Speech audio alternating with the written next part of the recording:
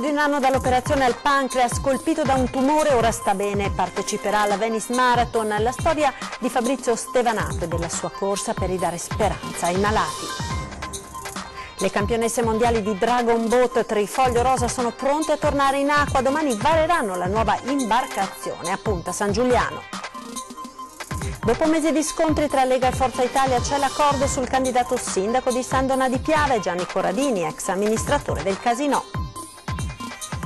Segnali di miglioramento per gli artigiani del Milanese che però temono le esili conquiste degli ultimi mesi siano dovute ad incentivi temporanei e chiedono alla politica un taglio delle tasse.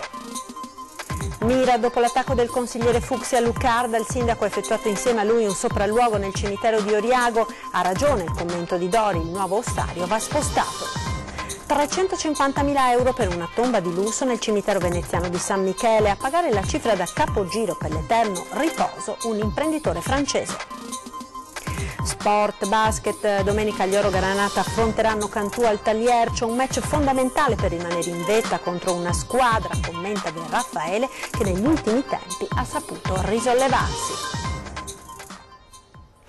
Buonasera, ben ritrovati con l'edizione veneziana dei nostri telegiornali. In primo piano questa sera la storia, una storia destinata a ridare speranza ai malati. È riuscito a superare un tumore al pancreas, è poco più di un anno dall'operazione che gli ha salvato la vita, correrà la prossima Venice Marathon. Sentiamo quindi la storia di Fabrizio Stevanato e della sua corsa per ridare una speranza. Sentiamo. La mia storia comincia il 27 aprile del 2017 quando mi è stato diagnosticato un tumore al pancreas. Da lì è cominciato un percorso chirurgico, prima di tutto a Verona, all'Istituto della Chirurgia del Pancreas. Fortunatamente è andata bene e sono riusciti a trattare la cosa e a risolvere il problema. Un intervento lungo 8 ore che ha lasciato il 43enne Fabrizio Stevanato guarito ma debilitato al principio di una lunga convalescenza. Ci sono voluti oltre 2 mesi perché potesse uscire di casa per la prima volta per un giro in piazza nella sua annuale. 250 metri di passeggiata che hanno richiesto quasi un'ora di tempo. Mi è stato detto che dovevo fare un po' di attività sportiva, diciamo attività fisica moderata. Moderato non mi piace come termine e da lì con il mio chirurgo abbiamo deciso che la sfida sarà quella di fare la maratona di Venezia 2018. Così Fabrizio ha cominciato a correre e da allora non si è più fermato. Oggi si allena per 2 ore ogni giorno della settimana, ritmi da professionista con l'obiettivo di fare un buon tempo alla Venice Marathon del prossimo ottobre al grido di corri muso al cancro. Ho capito che la mia esperienza poteva essere di aiuto per gli altri durante una conversazione col mio chirurgo, racconta. Eravamo alle macchinette del caffè pochi giorni dopo l'intervento e lui è stato preso d'assalto dai familiari preoccupati degli altri pazienti. E mi ha indicato come esempio, guardate questo qui è appena stato, ne è appena uscito. Questi mi hanno guardato con 2 occhi come dire ma noi ci hanno sempre detto che il tumore al pancreas non dà molte speranze e quella per me è stata una molla incredibile per darmi da fare per veicolare questo messaggio. Grazie alla collaborazione di alcuni sponsor, Fabrizio sta inoltre raccogliendo fondi per comprare nuovi PC al reparto che gli ha salvato la vita. Ma la cosa più importante, spiega il messaggio a chi è stato nella mia situazione e prova la tentazione di arrendersi. Il tumore al pancreas purtroppo è uno dei più difficili da trattare ed è quello che oggi forse dà meno speranza di guarigione. Però i numeri ci sono, seppur bassi, ma ci sono e quindi bisogna cercare che questi siano dalla tua parte. E continuiamo a parlare di lotta ai tumori con le donne del Trifoglio Rosa che sono pronte a ricominciare, lo fanno con un'imbarcazione il cui varo sarà domani alla Canottieri di Mestre. Siamo molto emozionate, stiamo facendo quello che sono gli ultimi preparativi per la giornata di domani per questa nuova imbarcazione. Le campionesse mondiali di Dragon Boat Trifoglio Rosa tornano in acqua. Domenica alle 11 presentano la nuova imbarcazione in dotazione alla Canottieri di Mestre, che sarà utilizzata dalle donne in rosa. La squadra, che dopo lo svuotamento ascellare dovuto all'intervento al seno ha iniziato a pagaiare per il recupero motorio degli arti superiori e che attraverso questa disciplina riesce a riabilitare corpo e mente. Anche questo le ha portate a conquistare l'oro nel 2017 a Venezia. E siamo molto tenaci, effettivamente c'è una carica all'interno del Trifoglio Rosa notevole e quindi è come mettersi in gioco, crearsi sempre degli obiettivi, voler quindi trasmettere quello che è appunto il messaggio ad altre donne del beneficio che può fare l'attività Dragon Boat. Ci stiamo impegnando in questa attività appunto per questo motivo, per dare modo a molte persone che ci possano sentire, che ci possano vedere, che vengano anche loro a provare questa riabilitazione, che non solamente non è una riabilitazione fisica, ma fa star bene anche la psiche, perché abbiamo la fortuna di avere questa meravigliosa laguna di Venezia. L'imbarcazione ha la testa e la coda di un drago e è lunga 12,40 m. Sullo scafo c'è posto per 20 pagaiatrici. Vorremmo fare la cerimonia dei fiori, quindi con tutte le barche in acqua, con altre squadre che ci vengono a trovare da Milano, da Padova, da Treviso, da Venezia, che saranno presenti quindi con noi, in modo tale da fare questa cerimonia che è in ricordo delle donne che non sono più con noi. Ed ora alla pagina politica andiamo a San Donà, perché come già anticipato ieri sera il centrodestra ha finalmente trovato la quadra sul candidato sindaco che sarà Gianni Corradini, ex presidente del Casinò di Venezia. Ho accettato perché mi è stato spiegato che posso tenere unito il centrodestra, una responsabilità di fronte alla quale non ho potuto tirarmi indietro dopo i risultati di questa coalizione alle politiche, così ha commentato a caldo Gianni Corradini, ma sentiamo il servizio. Soddisfazione nel centrodestra per l'intesa raggiunta sul candidato sindaco di San Donà. A proporre il nome di Gianni Corradini, commercialista ed ex amministratore delegato del Casinò di Venezia, è stata la Lega, che ha deciso di puntare su un centrista per mettere fine all'interminabile braccio di ferro con Forza Italia. Abbiamo lavorato soprattutto in virtù di un accordo che deve esserci per rilanciare questa città, e deve essere fatto con un centrodestra unito e vincente, come si è dimostrato alle recenti elezioni politiche. Corradini, 66 anni, 2 figli e 4 nipoti, era già stato candidato sindaco nel 2013, ottenendo poco più del 12% con 4 liste centriste a sostegno, ma nessuna delle principali forze politiche. Nella sfida contro il sindaco uscente Andrea Cereser sarà sostenuto anche da Noi con l'Italia e dalle civiche di Francesca Zaccariotti e Oliviero Leo, mentre il sì di Fratelli d'Italia viene dato per imminente. Una squadra compatta, coesa e vincente, con un programma vero e concreto per i cittadini di San Donà. Questo è il nostro impegno, questo è il nostro obiettivo e penso che dopo tanti mesi, anche ripeto, non poco sofferti, ecco, sia un ottimo e importante risultato. Non ho partecipato alla trattativa né ad alcuna riunione di partito, rivela Corradini. Ho accettato perché mi è stato spiegato che posso tenere unito il centrodestra, una responsabilità di fronte alla quale non ho potuto tirarmi indietro dopo i risultati di questa coalizione alle politiche. In questo momento stiamo vivendo una fase un po' così di stallo a livello di ciò che sta succedendo a Roma. I cittadini sono in attesa di risposte concrete, penso che le prime importanti risposte le dobbiamo dare noi sul territorio e quella di San Donà va sicuramente in questa direzione. L'economia ora, segnali di miglioramento per gli artigiani del Miranese, che però temono che le esili conquiste di questi ultimi mesi siano dovuti a degli incentivi temporanei e chiedono quindi alla politica un vero taglio delle tasse. Sentiamo. Si sforzano di vedere il bicchiere mezzo pieno i circa 1100 iscritti all'Associazione Artigiani, Piccole Imprese e Professioni del Miranese, che nel 2017 hanno visto aumentare dell'11% l'occupazione e del 9% il fatturato rispetto all'anno precedente. Ma non è il caso di stappare la bottiglia, puntualizzano. A determinare questa crescita sono stati soprattutto gli sgravi contributivi introdotti negli scorsi anni, che dal 2018 inizieranno gradualmente a esaurirsi. I nuovi posti di lavoro creati sono dunque tutt'altro che stabili. Punta invece il dito sull'alto costo del lavoro il direttore della Confesercenti veneziana Maurizio Franceschi. Più che provvedimenti temporanei come quelli visti finora, sostiene, occorrerebbe una seria e sostenibile politica di detassazione degli stipendi. c'è un problema legato alla capacità di spesa e quindi al salario che percepiscono, dove la parte contributiva che incide sia per le aziende che per i lavoratori determina alla fine uno stipendio molto basso, e quindi bisogna intervenire per ridurre appunto la tassazione e lasciare più soldi di stipendio ai lavoratori. Dalle categorie parte dunque l'appello al Parlamento appena eletto: non è più il tempo delle mance elettorali, ma di politiche strutturali in favore di chi fa impresa, soprattutto nelle aree più produttive del Paese.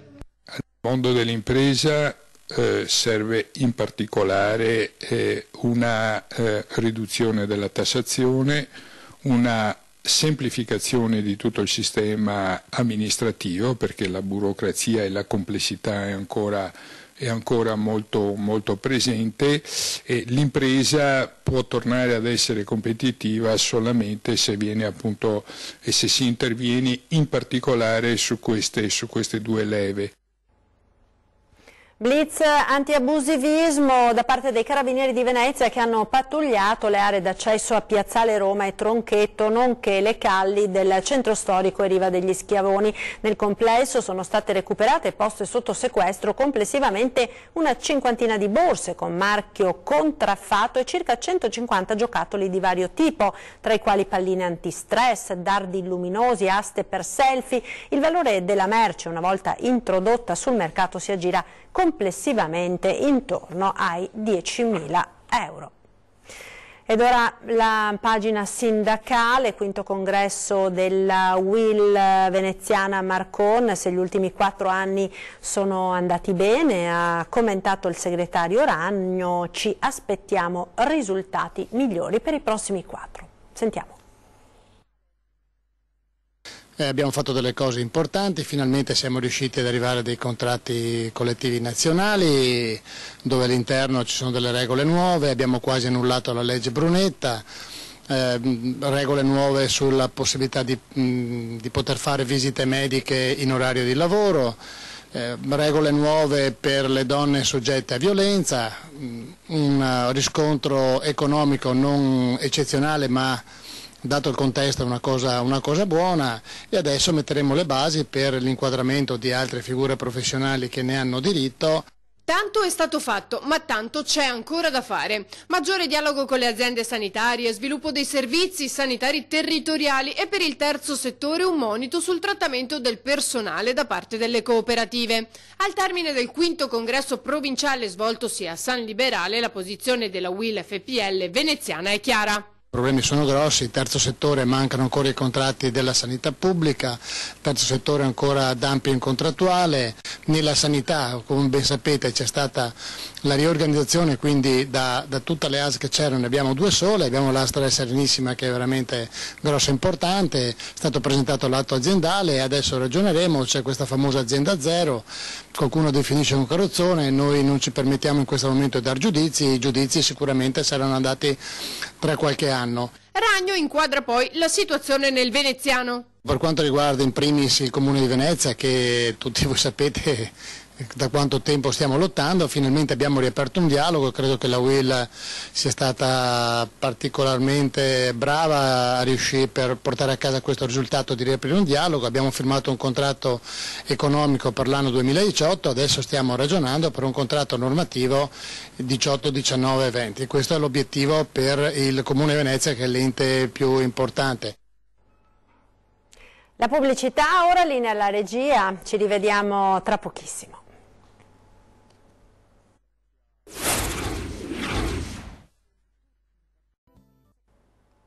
TG di Venezia, rieccoci in studio, andiamo ora a Mira. La scorsa settimana il consigliere Fucsia Luccarda aveva accusato l'amministrazione comunale di non ascoltare le minoranze, soprattutto nelle tematiche in cui sono competenti. Il sindaco Dori ha risposto. L'attacco del consigliere comunale Fuchsi al sindaco di Mira non è rimasto inascoltato. Una settimana fa, infatti, Paolo Lucarda, noto imprenditore funebre della zona, aveva espresso la sua delusione nei confronti dell'amministrazione che ha posizionato un ossario, da lui definito inadeguato per molteplici motivi, nel cimitero di Oriago senza chiedere la sua opinione, in quanto consigliere, ma soprattutto esperto del settore. A distanza di qualche giorno, il sindaco l'ha contattato. Sono stato con lui, quindi con il vice sindaco e l'assessore Barberini, in visita al cimitero di Oriago, dove devo dire che il consigliere Lucarda aveva ragione. Gli ossari in quella posizione non vanno assolutamente bene e quindi abbiamo già deciso la nuova collocazione. Io sono sempre disponibile al confronto e accolgo anche le segnalazioni delle minoranze, perché il mio modo di amministrare è un modo di amministrare aperto. Lucarda aveva anche denunciato il fatto che da 3 mesi non ci fosse un consiglio comunale. La responsabilità è anche mia, perché si era deciso di attendere l'esito delle votazioni. Io poi mi sono ammalato e quindi, siccome ci tengo a essere presente, ho chiesto anche di pazientare. Questo però non vuol dire che l'amministrazione non abbia lavorato, perché abbiamo fatto delle commissioni, alle interpellanze è stata data risposta scritta, quindi il materiale è già a disposizione dei consiglieri.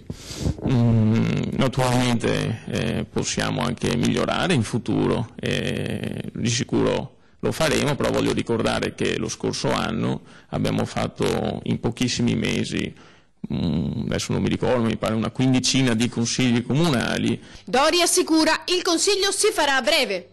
Tra qualche giorno, adesso non mi ricordo, mi pare a fine mese, ci sono molte cose all'ordine del giorno. Riposare per un secolo nella quiete del cimitero di San Michele a Venezia costerà ben 350.000 euro ad una coppia di francesi. 350.000 euro per un eterno riposo di lusso nel cimitero di San Michele. La cappella della famiglia Salviati, messa all'asta dal comune lo scorso ottobre, è stata acquistata da un facoltoso francese, Dominique Vacher, direttore generale di una casa farmaceutica. Venezia è la città della felicità eterna, un punto di riferimento che desideriamo mantenere per sempre, ha dichiarato l'acquirente, entusiasta della prospettiva di riposare con la moglie tra le placide acque della laguna. La coppia ha motivato la scelta dicendosi rapita dal fascino dell'architettura e dell'arte, ma soprattutto dalla gentilezza dei veneziani. Nata da una gara di sfarzo tra nobili famiglie della Serenissima, la Cappella Salviati, coi suoi interni decorati a mosaico, è la più costosa tra le ultime dimore recentemente restaurate da Cafarsetti, che userà il tesoretto per la manutenzione delle più umili tombe dei cittadini qualsiasi, non solo a Venezia ma in tutti i campisanti della città. Potrebbero darli senz'altro a chi ne ha più bisogno, perché 350.000 euro per una tomba sono tantissimi per conto mio. Purtroppo ognuno fa dei suoi soldi quello che vuole. Certo che è esagerato. Chi ha soldi si può permettere questo, non ha scrupoli. Il nostro sistema capitalistico che abbiamo adesso. No? C'è chi fa fatica a prendere soldi, che ce ne ha tanti. Alla fine la persona, l'importante è tenerla dentro il cuore e pensarla ogni momento. La tomba è un oggetto che sì, si porta i fiori, però fine là se stessa. Ed ora lo sport, basket, domani gli Oro Granata affronteranno Cantù al Taliercio, un match fondamentale per rimanere in vetta. Arriva Cantù. Domenica alle 19 gli Oro Granata dovranno affrontare sul parquet casalingo un match fondamentale per rimanere in vetta contro una squadra, evidenzia coach De Raffaele, che negli ultimi tempi ha saputo risollevarsi rimettendosi in carreggiata. Una squadra che gioca di grande energia, che in Coppa Italia ha veramente fatto molto bene, battendo Milano, 2 giornate fa ha battuto Avellino, quindi una squadra in fiducia che si gioca un posto per i playoff. Ci sono tutti gli ingredienti affinché sia un'altra partita difficile, perché sembra di dire sempre le solite cose, ma questa è una partita molto difficile con squadra, ripeto, di qualità e quindi credo che sarà un'altra partita molto atletica e anche atipica, perché il Cantù è una squadra che gioca spesso molto piccola, con Ciapel fino al numero 4, quindi credo che sotto questo aspetto vedremo anche quintetti molto diversi. Dal canto suo la Reyer non sarà al top, con Ince rientrato negli Stati Uniti per questioni familiari e Sosa appena arrivato che deve amalgamarsi. La situazione non è idilliaca, nel senso che oltre abbiamo il discorso di Bramos che è rimasto fermo per una piccola contrattura, la valuteremo già stasera, e poi abbiamo il problema di Marquez.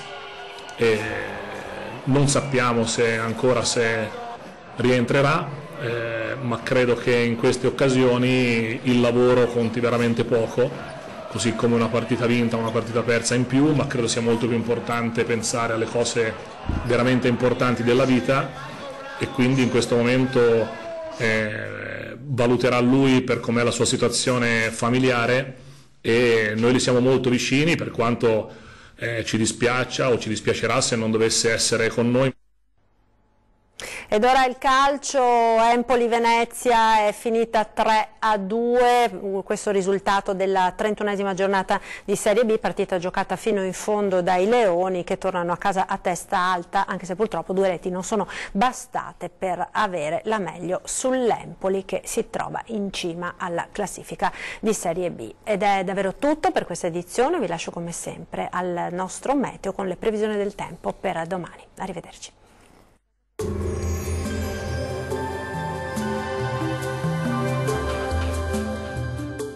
Tonus è il miglior negozio di calzature moda comoda. Qui troverete il più vasto assortimento di calzature Fratelli Tomasi. Eleganza e comodità, perché camminare è vivere.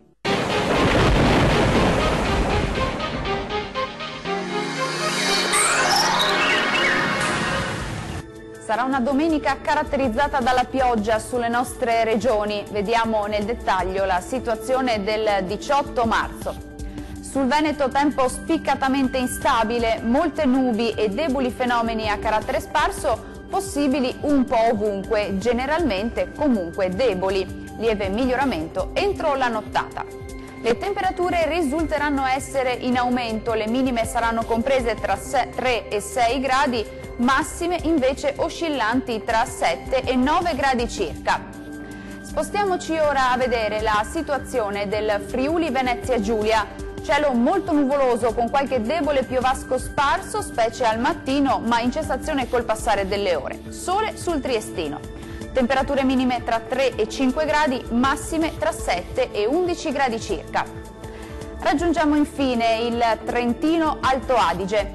Precipitazioni diffuse, localmente anche a carattere nevoso, ma migliorerà comunque entro la nottata. Temperature minime intorno ai 5 gradi, valori massimi sui 9 gradi circa. Dal meteo di Antenna 3 per ora è tutto. Arrivederci al prossimo aggiornamento.